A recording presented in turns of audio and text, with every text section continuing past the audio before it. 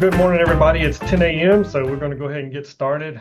There are others still trying to join in, but we want to be mindful of your time and go ahead and get this thing kicked off. Welcome once again to another Construction Roundup webinar. We're going to get some answers to this, but we're hoping that these have been very beneficial to you. They are, I feel like, beneficial to us as a good medium to get our word out to you guys and the things that at least are on our minds. But once again, we want these things to be beneficial for you mostly. And so any feedback you can give us on how we can make that better for you, please feel free to send that over. And don't think you're going to hurt our feelings. We can take it. So send us the true stuff that you want us to take care of and look at for you. So we've done a few of these. I don't have to go over all of the rules. We got lots of folks on today with their cameras on. We appreciate that. If you have a camera, we ask that you go ahead and turn that on. It really helps us out when we're doing these. Seeing people's reactions and just seeing your face so we know what your face looks like helps sometimes too. So we appreciate all that. Not going to talk too long this morning, but I do want to go ahead and get it kicked off and pass it over to Brian, and he's going to start with a few words, and then I think we're going to go over this document we recently created that was kind of one of our action items from the last meeting. So Brian, go ahead and take it away. Good morning, everybody. Welcome back to the new year. So our agenda today is going to be action items from last time. We'll talk about some of the updates from our last conference call and then new topics that have been brought up since then. And then we'll open the floor for questions and anything that you guys want to discuss. So I just want to welcome everybody and let everybody know that we have a new team member in Section 40. Everyone probably knows Caitlin. Look at her. We've been referring to her as a student worker. She is no longer a student worker. She's graduated and she officially works for Section 40. So congratulations, Caitlin, and welcome to the team. All right, let's get on to action items from last time. So you guys had asked for a support email master list, and there were some issues about getting callback time. So we put together this support contact guide, and Les sent it out yesterday to everyone. Les, can you pull that up on the screen for us? Yeah, so check your email out. You should have received this. Les, can you zoom in a little bit if possible? There we go. I'll let you take us through it real quick. Okay, good. I didn't know I was going to get to do this, but since I kind of created it, I guess that's the right thing to do. So we just tried to put something together, at least to have one document, like everything in one place, so that you can keep this bookmark on your desktop somewhere and easy to get to. And it really just follows the arrows, right? So when you get started, what is your request? Is it just standard operating procedure? And if it is, you're going to go to the left here and follow the normal steps you do. Now, there has been a little discussion up here about this HQ area engineer email here. We want to say, if you're in a district and you have an area engineer that you normally work with, you can go ahead and continue to email that area engineer. Like, we're not trying to interrupt that process. But if it's just general stuff, I think this is good. Sarah might want to speak more to that on how she wants that handled. But for now, continue to do what you normally would do there. But just know that this is a group email that they all will receive. And even if you just send it to, but I would say this. If you say you have something you want to send to Caitlin, you still should probably CC this email, and that way we have, the list of emails in a group that we can kind of search through. One of the things you might notice here is that when you follow those standard operating procedures and you email one of these groups, you allow 24 hours for a response. That's Monday through Friday, not on weekends. And if you do not get a response back, that is when you're going to escalate that up to the call center that Brian implemented that we discussed on the last webinar. And this will go to Simona here in our group. And then Simona, who is really good at reminding us of the things that we need to get done, will come hound us until we respond to you. And so just know that response might be, hey, I received your request and we're looking into it, right? It might not be a resolution to your problem, but at least we want to get back to you, let you know we're working on it so that, we are handling these things in a timely manner. If you do not get, say you're in here, you get a response back, hey, I'm looking at it, and it's been a couple days, you're not gotten a resolution, or you have not gotten a follow-up email saying, hey, we're still looking at this, go ahead and escalate that up so that Simona comes and hounds us and we get on what we need to.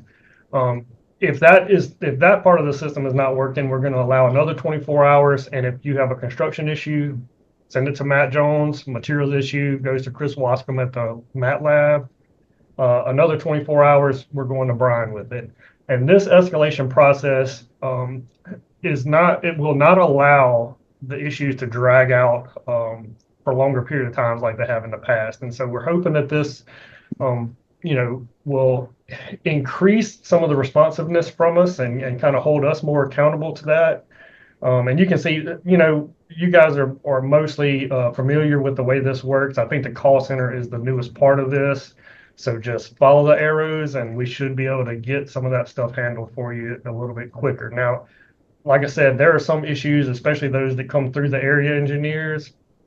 They're going to take a long time, right? You're not going to get a resolution in 2 or 3 days, but you at least know that we have your issue and we are working on it. I think that's the main point of what we're trying to do here. Yeah, Brian, that's exactly it. So, and one thing I want to clear up is, we've got some of the things listed: estimates, audits, railroad, MATLAB, fabrication. These are just some of the general purpose results that come through our section, but in no way is this meant to circumvent the process. For example, go into geotech or bridge design or road design, you still go through your appropriate headquarters area engineer and follow the process. This is just meant to be there in the event that something does fall through the cracks, or that you haven't received an update to that response in a timely manner. The call center, we're going to log those and track them, so we'll be able to search those, follow up, make sure if we see. Well, we'll be able to use this as well to recognize issues that are common, that we can find solutions to automate the process. So we just wanted to kind of explain this a little bit. It's been sent out to you. If you have any questions about it, reach out to us. One of the other topics that was brought up last time, thank you, Les, for that, was the list of spec changes and the effective date of those.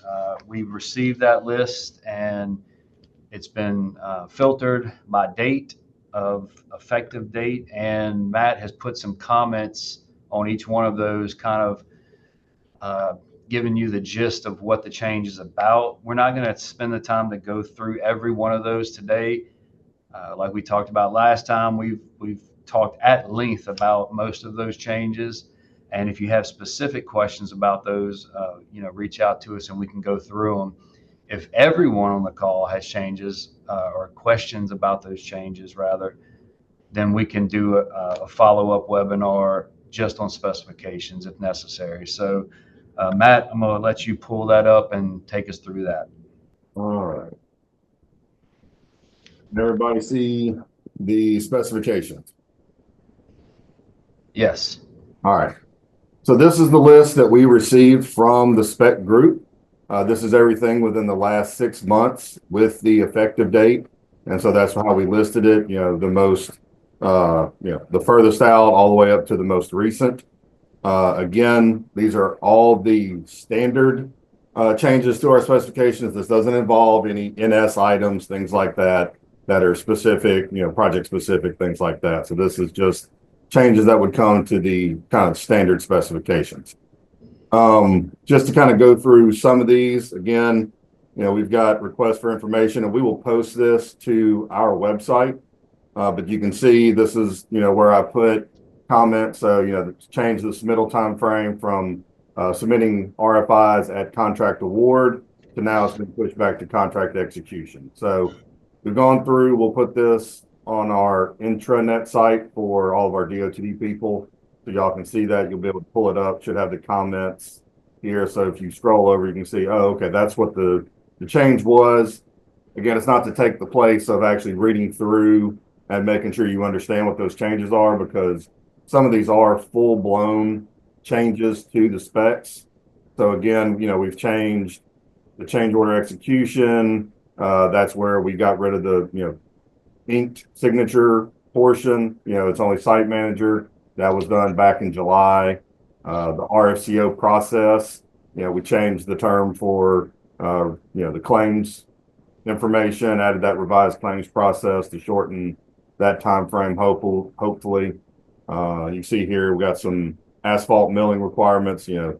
Some of the titles kind of give away what it is. That this has to be overlaid within 48 hours, and this one is the same night. That's typically interstate work. So, we put a lot of that information in there.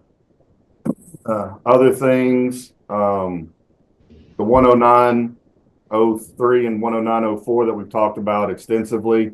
I know we talked about it at all the in-person construction roundups. I think we've mentioned it again, even on the webinars, but that's, some new changes as well that came in October. So again, this changes that negotiated price where it's no longer utilizing bid formulas, but allowing for the 15% markup. That's your standard change. And then we also have the TRO one that is, we're doing pilot projects for, and the contractor will be allowed to bid their time-related overhead. And for those projects, it's just a 10% markup that's allowed. So again, we kind of go through these. Some of these are, like I mentioned, full-blown changes. So this bar chart and the CPM spec changes, those are, I couldn't really go through in detail what each individual change was. So those you really kind of got to read through to know what those changes are. But again, these two are being piloted. So it's only on certain projects. And for the project engineers that end up having these on their projects, we'll contact y'all directly that we can kind of go over, make sure y'all understand all the different changes that are associated with it, how to administer that, those sort of things, because some of these others are tied to it. This, progress, disqualification, and termination or extension of contract, those are in association with these changes for the schedule. The last and most recent one that we're implementing is the e-ticketing. So I'll make sure everybody's aware of that. I think, again, we mentioned that at the last webinar, but this is coming through for February lettings. So we are requiring electronic ticketing moving forward. That's for your concrete and your asphalt.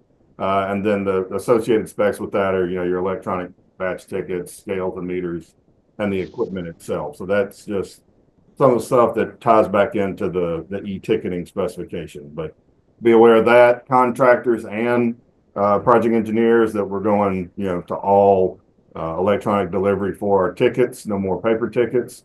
So, if y'all are utilizing the supplier, make sure they are on board, signed up, all that sort of stuff for the e-ticketing program. But that's, again, we'll put this on our intranet site for everybody to see. We'll try to keep this updated from the spec group as we get new specifications. I don't know if we'll do it monthly, probably quarterly. Seems more appropriate just to kind of make everybody aware of those changes. And if you're looking at it just to see what's the quick change on this, some of it's just simple terms, adding definitions, things like that. So I know, let's see, I'm gonna stop sharing because I saw that there's a bunch of chats in here, so I don't know if I missed anything in here. Yeah, just a lot of questions about, are we going to make it available? And yes, absolutely. Okay. Mark had a question that you can read in the chat, Matt. Okay. Change order. Then you can answer that a little bit later. So one of the topics we discussed last time were Citrix issues, and some of those were with reports and internet access. And we have an update. Patrick, could you please give us the update? Sure. After talking with OTS, it sounds like there is a elevated level for consultants. So we've requested that all consultants be added to this level, which basically gives you access to the intranet reports through Citrix. So they're all being added. That request went over this morning. As far as the FileNet issue and the FileNet link's not working, they've tried multiple fixes. They're still working between the Citrix group, the FileNet group. They haven't come up with a solution on that yet, but they're still continuing to work on it. All right, thank you. That kind of covers all of the action items we had last time. There will be a question session after that we get through with this. So if you have any questions about any of these, just hold off. New topics we're going to talk about today. We've got consultant contracts that have been handed down from the PMs to the project engineers. We're going to talk a little bit about consultant evaluations, the summary of the update specs, which Matt has already kind of done. And then we've got a few topics to talk about on force account. We've got project closeout templates, and then if any other issues come. So we'll get started with our consultant contract, IDIQ contracts for the district. And Matt, we've sent out a document, or we have a document from CCS. I don't know if we've sent it out yet, but it's an explanation of how to set them up, how to run them, how to pay invoices. And we're going to, we can pull that document up, but we're obviously not going to go through the document in this situation, but we wanted to make it available to you guys so you can look through it. And we're going to put out a form and ask for anyone.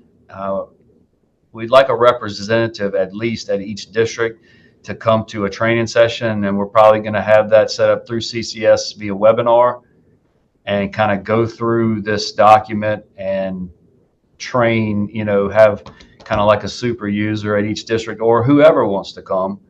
And that can be on the consultant side, contractors, whatever, anyone that's interested in learning more about this process, and make sure that we can streamline it, make sure everything's working correctly. So, Matt, do you have anything to add about the document? Yes. So I should be sharing that right now. Everybody should be able to see it.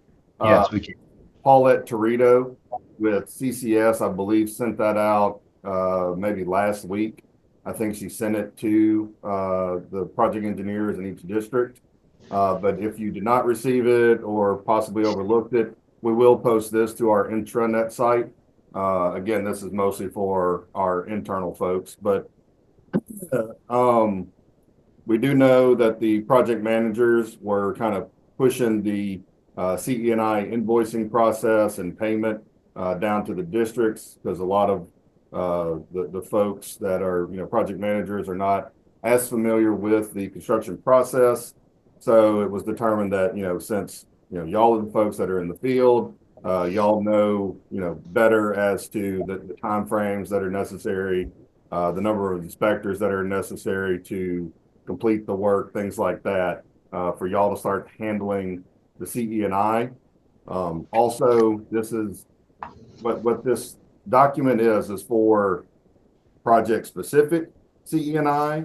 You can utilize it for district-wide retainers, as well as staff augmentation. So it kind of goes through, how to get through, start with your advertisement, the time frame of that. So please be aware that these do take a little bit of time. They're supposed to advertise it for 30 days.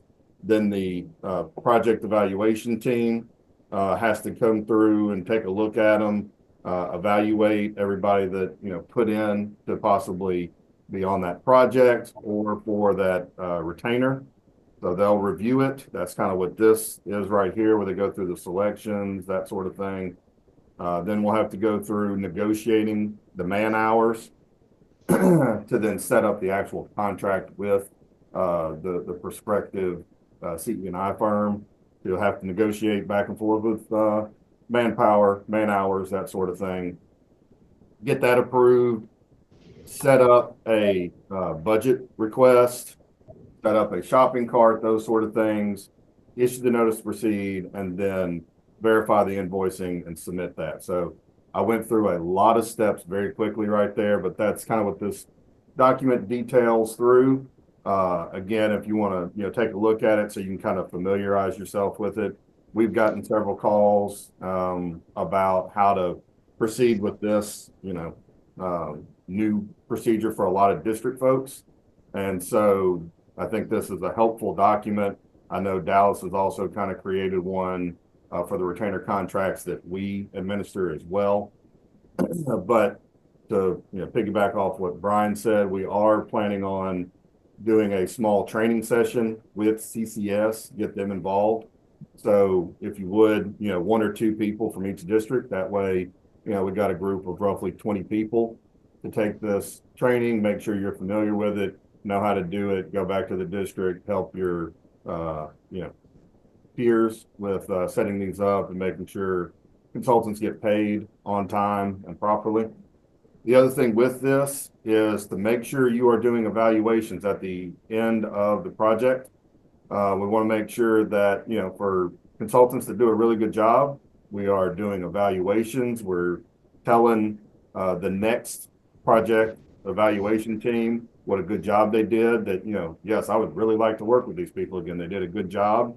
If there were some things that were lacking, again, the consultant probably needs to know that, if there was something, look, they did really good with change orders and estimates, but the closeout process was,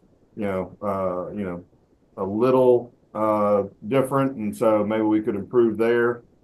Just make sure you're evaluating every aspect of your CE&I contracts that we are holding.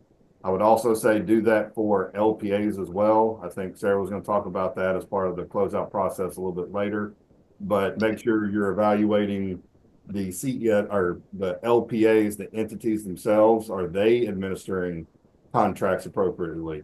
Their responsible charge is supposed to make sure that everything's moving forward correctly, whether they have a CE&I or they're doing stuff in-house. That's the responsible charge. They're supposed to be ensuring that. So we want to make sure we're evaluating them as well. All right. Thank you, Matt. So our next topic we're going to talk about are project closeout templates. And that's the projects that were on the late list and we've been trying to close out. Dallas has got kind of a number of where we started when this whole thing kicked off a few months ago, I think around August, and then the number of where we are today. And then Sarah's going to talk a little bit about that change order template. So we've made a lot of great progress on this. We appreciate everyone's hard work. And I think this closeout template is going to help us resolve and finalize those, the rest of those outstanding projects. So Dallas, Sarah, take it away. So I guess I'll just throw out the numbers. In August of 24, we had 120 projects that were in the fiscal year or later. And as of January of this year, we have 64 projects that are in this fiscal year or later, with only 15 in this fiscal year. So that's a big improvement from August. Basically cut it in half or somewhere in that vicinity. So there's been a lot of emphasis on this, and y'all have accomplished closing out quite a few projects. This Great job. template that we created should help a lot, because getting exactly what we want from headquarters and from the administrative level to close out these older projects, I think will help y'all process these closeouts even faster and better.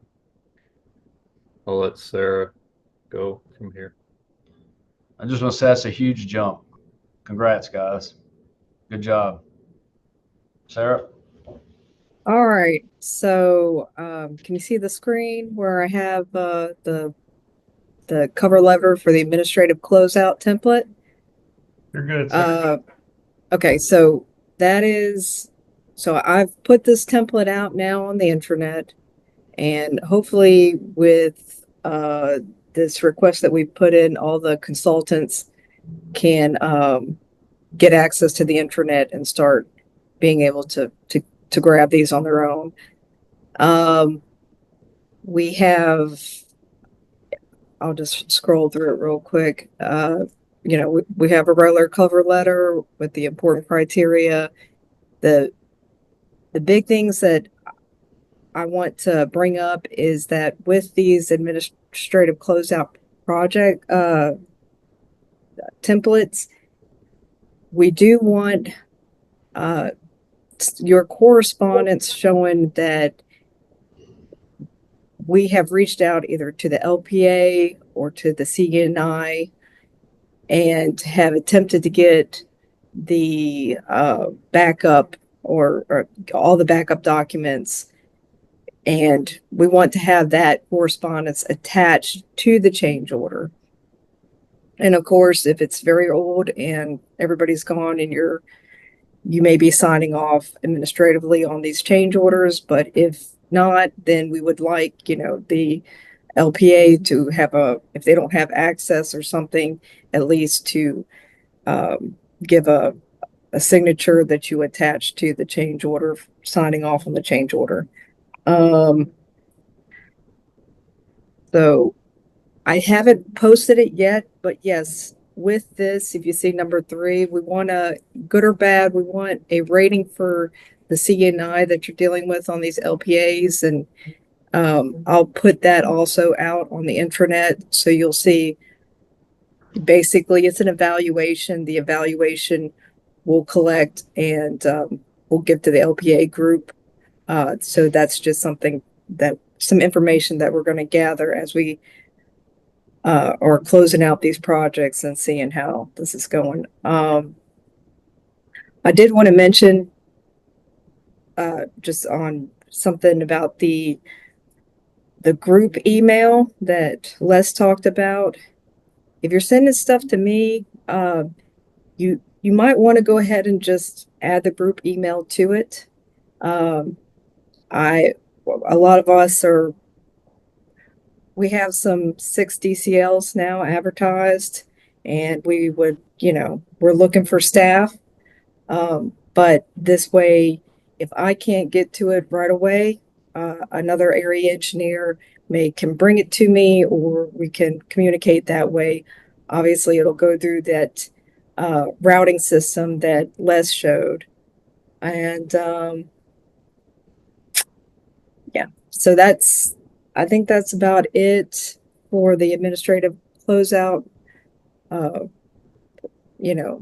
Change order. We don't want it to just be simply here, we don't have anything, and, fill out the change order with all the language in there. I think we've added a little bit more, and I think Dallas has helped a few people with markups to these change orders, but I think this language was added to it, and I had to kick back a few, so I'm sorry, but I wanted to make sure we had it finalized. Now that it's on the intranet, that should be that's the template you should use. And the statement you're referring to, Sarah, is that someone that was in responsible charge is stating that it was built in accordance with the plan specifications and appears to be performing as intended. Right. That's what we're talking about. Yes, so we wanted it to say payments appear to have been made in accordance with contract documents. Quality assurance was performed. Basically, the person who was responsible, or the entity that was responsible, we'd like them to bear the burden of saying that they did what they were supposed to do, even if they failed to, capture all the documentation. So I think this document's pretty thorough, and I think it'll get us where we need to be on closing these projects out. And if we need to work, one-on-one with anybody to get these done, just reach out to us. Sarah and Dallas have done a great job with this, so appreciate it. I would add that the LPA rating is not through the CCS process. That's going to be something that we handle internally, because CCS is not set up to review LPAs. That's something we need to communicate to the third floor once we get it from y'all. So that would be handled through email, I think, currently, unless we set up some other process. And kind of like Brian said, we want the LPA to have some buy-in on these administrative closeouts.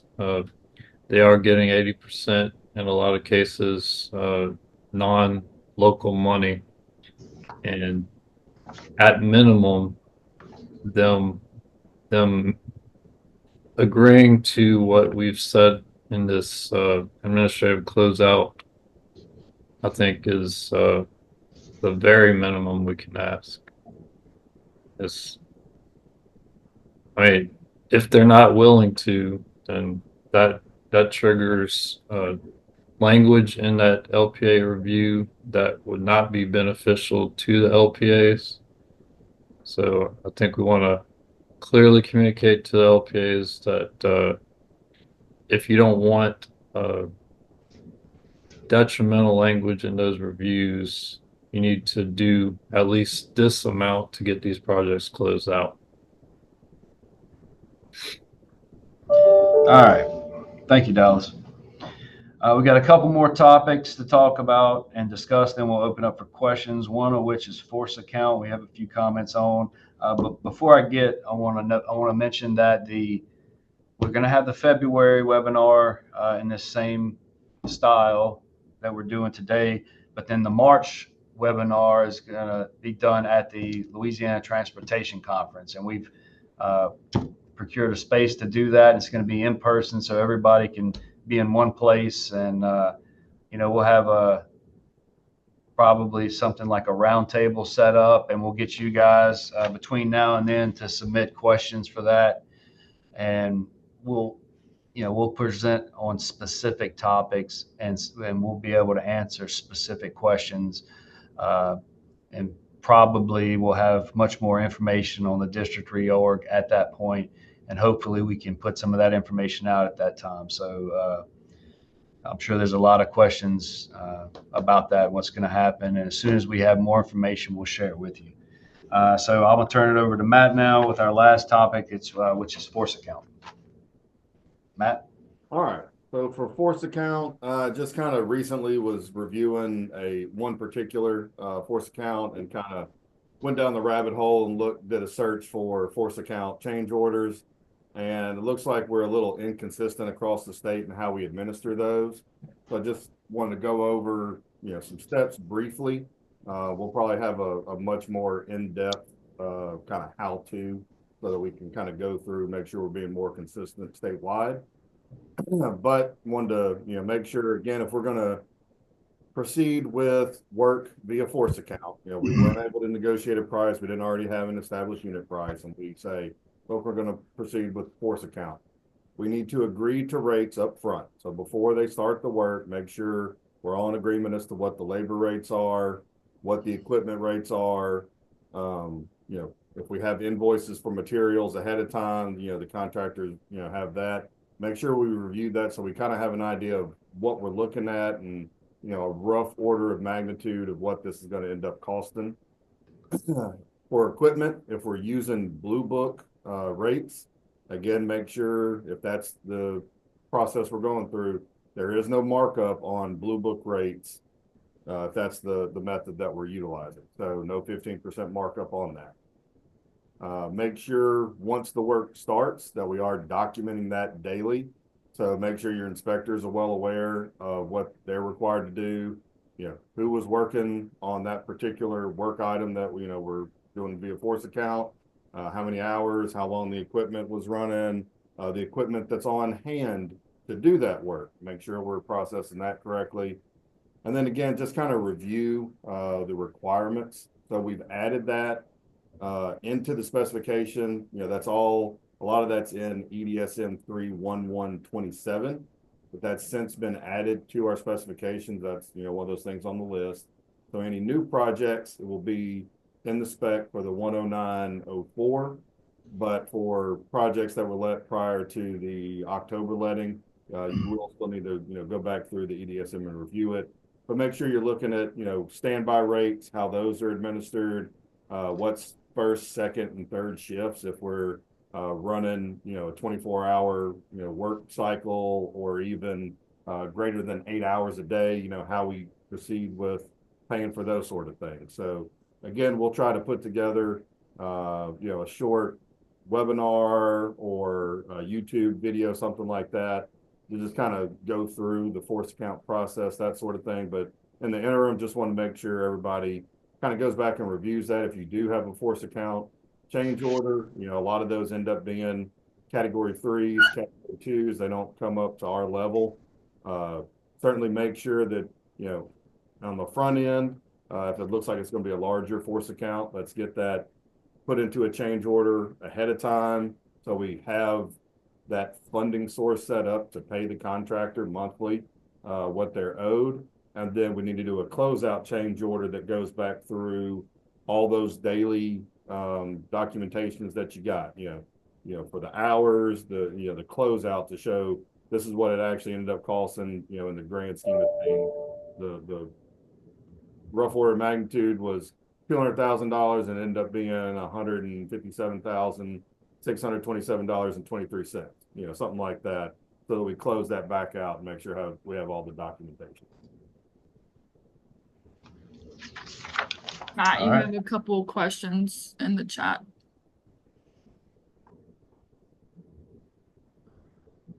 Equipment is required to be on the project.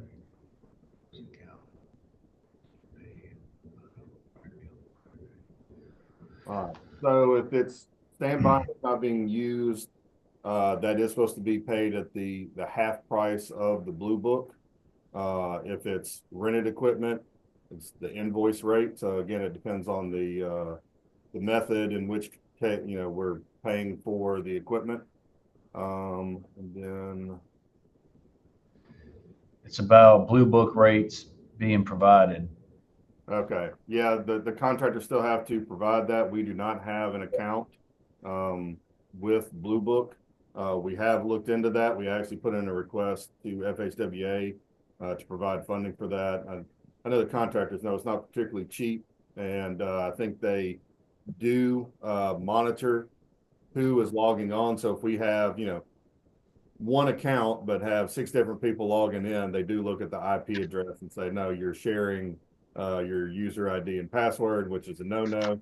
And, that could be a terms of service violation and could, they could kick us off. So we haven't done it with just, even one account to, peruse through. And we really don't have enough staff for one person to try to look through, on a daily basis, Blue Book rates for potentially every change order within the state. So we haven't done that at headquarters yet, but we have looked into FHWA helping to pay for those accounts. Yep.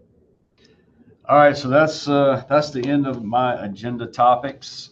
So we've been answering questions as we go, but I'll open the floor now to new questions, new topics to discuss. Talking to the district administrators, our area engineers, our PEs, consultants, contractors, industry partners. We've got a lot of people on the phone. 131 participants. I think that's the highest we've had so far. Again, you can ask questions through the chat or you can raise your hand. Les, is there anything that we have to do special to hit the raise your hand button?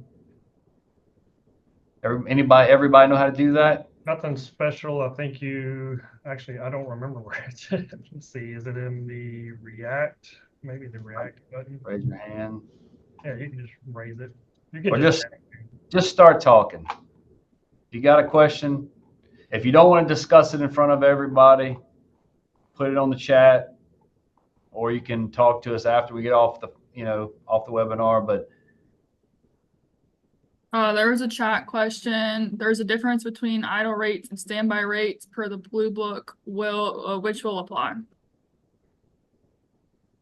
idle versus standby. Right. So sometimes the idle rate and standby rate in the Blue Book is not the same as what is in our EDSM.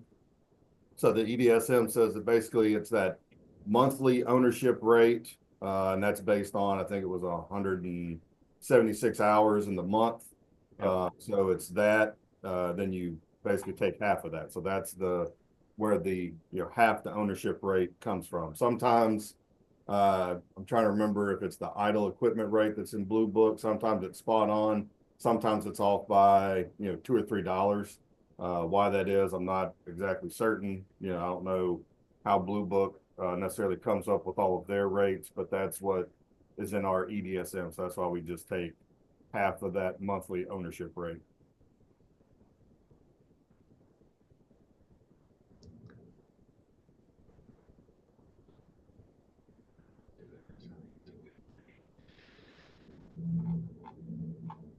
All right, are there, go ahead. I don't know if we answered Kevin's question. I just saw it. Was He's just asking about the force account change orders, that there's two. I Generally, typed it there's up two. and didn't hit the little send arrow, but Oh, okay. for larger change orders, yes, you probably do need two change orders for a force account, one to set up initially so that, again, we're making sure we're paying the contractor on a monthly basis. We don't want them to have to finance it. Again, if it's a smaller one, again, hopefully we're getting that RFCO sent in to know what that ROM is. So if it's, $30,000 and it stays within the district, you've already kind of approved that. You know what the costs are going to be. You can already create the change order, have it in draft. So then all you have to do is put in those attachments so that we can then get the contractor paid the correct amount and get that process. Again, we want to make sure we're paying them, within 30 days of doing the work. So if you think it's going to take longer than that, yes, we might need to set up that account ahead of time. So it's kind of, up to y'all on that end, what you think. But smaller ones, certainly if it's only a 3 or 4 day process that they're doing force account work for, which again, the majority of this stuff is, we're talking a week's worth of work, 2 weeks, something like that. It's not months long. But again, the main thing is to try to get contractors paid promptly after doing the work. Yeah, would the RFCO not include the agreed upon hourly rate for the force? Yeah, that's kind of the premise of the RFCO, is that we agree to all that information before we get started. That's the rates, that's the rough order of magnitude, or the ROM that Matt was just discussing. The fact, it's the premise of the work that everyone agrees to it. And then we can estimate what that work would cost. But if it's something that's going to take, 60, 90, 180 days, we go ahead, we estimate, we set up a change order and get it approved so we can start paying monthly, quote unquote estimates on that force account. And then at the end, we just do a reconciliation and pay for it. So again, yes on the RFCO.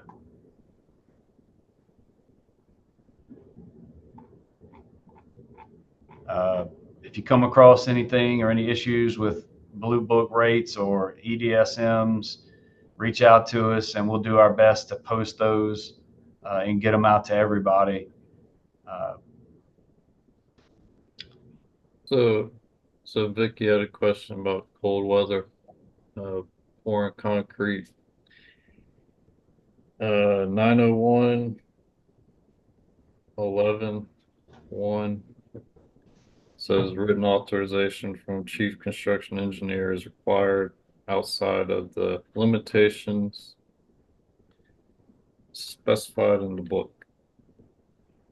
Yeah, so that's if you want to go outside of those temperatures and the contractor wants to use artificial means to keep, the deck or whatever it is, or the paving covered or heated. And pretty rare. I certainly haven't had one of those requests.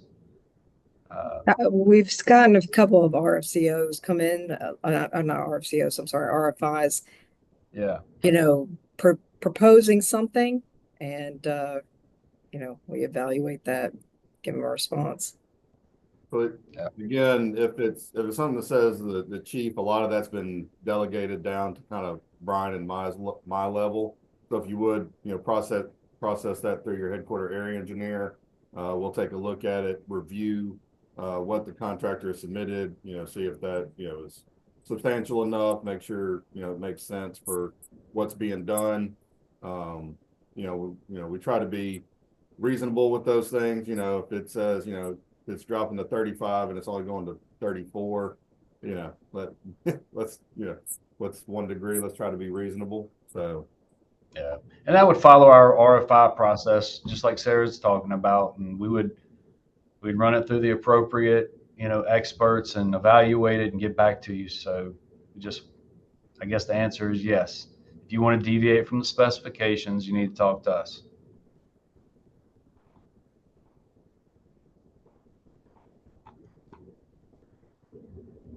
But I'm not looking to go out of my way to pour concrete and freezing, 17-degree weather. So.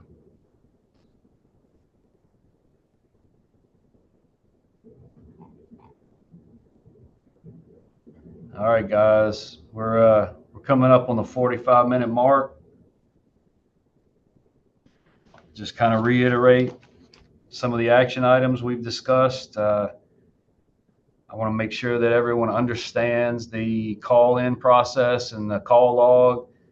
It's not to circumvent any of the processes that we have in place, going through our area engineers or anything like that. It's where our system in place breaks down and you haven't gotten a timely response. Utilize that escalation process and make a phone call so it can be logged, it can be tracked, and we can make sure that we're being consistent and doing everything the same and responding in a timely manner. And it's to keep us on target. So I do not have a problem with anybody on this call calling my cell phone. So we've got lists of a lot of spec changes, as you can see, that have come through in the last 6 months. I'm sure there are going to be a lot of questions. The big ones are going to be piloted. So we're going to talk about them before we let the job. We're going to talk about them at the pre-con. Yeah. And if you've got questions, let's talk about it before we start that job. Let's get the contracts in place for the CPM reviewers before the job gets started, because they're on the new CPM specification. You've got to have an approved schedule, a lot earlier than you used to. So take a look at those specs. If you have any questions, talk to us. Anything else before we get off the call? Brian, I'd like to share some of the results from the poll we did at the beginning of the meeting. Sure. So the first question was, do you find the construction roundup webinars beneficial? And we have gotten a couple of good statements in the chat. We appreciate that, y'all letting us know that these things are working or not working, but according to the data, they are. So 88% of people think that it is very helpful. We have 9% neutral with only 3% not helpful at all. So we'll try to do better and get that 3% off of there. We want to be 100% A people, not 97% A people. And then so any suggestions for improvement? Not a lot there, but a couple of things that I feel like are good. One would be to do some micro learning sessions. I think that could be very helpful. And I think we're already kind of discussing that and talk about that a little bit on these meetings as well. Also, releasing the agenda and topics prior to the meeting. So I think that is a good thing. I will confess, we were going over some topics this morning trying to get ready for this thing. When you're short-staffed, you have to do what you have to do to make these things happen. But I think that's a good idea. Just like I sent the document and a reminder email out to you yesterday, we could probably do that every month with some of the topics we're going to discuss. That'll help you kind of get prepared for what we're going to talk about, and maybe even increase the questions, like give you a chance to think of some good questions to ask us. So we'll work on that. And the last thing, what are the most pressing construction or materials challenges you would like HQ construction team to address in 2025? I won't go over all of them, but just a few of the good ones. Getting everybody on the same page, which I feel like is one of the main goals here. So I feel like we're trying to address that already. Process for e-ticketing, and this sounded like it came from a plant. So it sounds like we might need to do something on the e-construction side to put together maybe a document or some kind of flow chart that shows you how to get the help you need to get set up. So that's one thing we can work on. Project Closeout, which I feel like we discussed that earlier. We've already made some great strides there, but we do want to make that process as easy as possible. So another thing to work on, need staff. I feel like this might have came from our group. I'm not sure, but I'm sure everybody is dealing with this. I wish we had the power to take care of that, but unfortunately we don't. the main one, and this one's very important to the e-construction team, is 2 people. So this is the only one that had 2 responses, is headlight transfer ASAP and make it a smooth transition from site manager to headlight. We are working on it. I feel like we are doing everything we can to get that thing implemented as fast as possible. But of course, we are sometimes handcuffed by the rate at which a vendor does the work. And so we are pushing hard, just know that, and not just pushing hard, but also trying to line it up to where it is a smooth transition for you and there's not a whole lot of headaches for you. Not making promises there, because when you're moving from a system that has been ingrained for so long, it's going to be tough, but I think we can make it as smooth as possible. And then my last one, which is the favorite one that we have no control over, is better pay.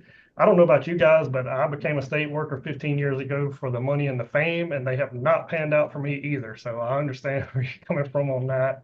We push from our end as much as we can and talk to the people who have power to that, but unfortunately, we can't do much about it. I think Brian and Matt would probably say the same thing, but it's not that we don't ask. We try to push that for everybody, not just our group, obviously. So that's the results of the polls. I just thought everybody might like to hear those and kind of see how we're doing as a group, right? Let's talk about it. Appreciate that, Les. And I'll have you know that at all of these transition meetings and reorg meetings and everything, everyone is pushing for more pay for the districts, for the people that are working in these, in construction, people that have the same job title as someone else that's maybe sitting in a cubicle somewhere, and the other person with the same title, is working nights and working 24 hours a day and working in unsafe conditions. We're pushing that. It's out there. It's the first thing we talk about. So I hope to see some good things out of that reorg and some of the transitions. So we are working on it. Again, releasing the agenda, I think that's a great idea. We'll do that for sure before the next one. Sign up sheet for the CCS training. We're going to release that. How are we going to get that out to everybody? We're going to form some sort of sign up sheet through Monday, and we'll send it out to everybody on the call. Is that the best way to do it? I think the plan was to try to create something on Monday and send that. All right. And that way, when they reply back, it puts it all in one location where we don't have to do it manually. Okay, so Monday, for all of you who don't know, that's what we use to track all of our projects and our agenda. Everything that we do, we track it in a program called Monday. So we'll create a form and we'll send it out to everyone on the list. Please sign up for that. Just thanks to everybody for being on the call. Thanks for the participation, the engagement. We really, I think we're doing a good job. We're making strides here, communicating, working together. This can't be done. It's not one-sided. We can't do it without you guys working with us, and we appreciate that. So if we can do something better for the 2% or the 3% that says it's not helping at all, my cell phone's 225-931-2417. Give me a call and let's talk about it. I want to know how I can make it better. So we appreciate everything. I appreciate all the hard work my team has put out, and we'll see you next time, guys. Thank you.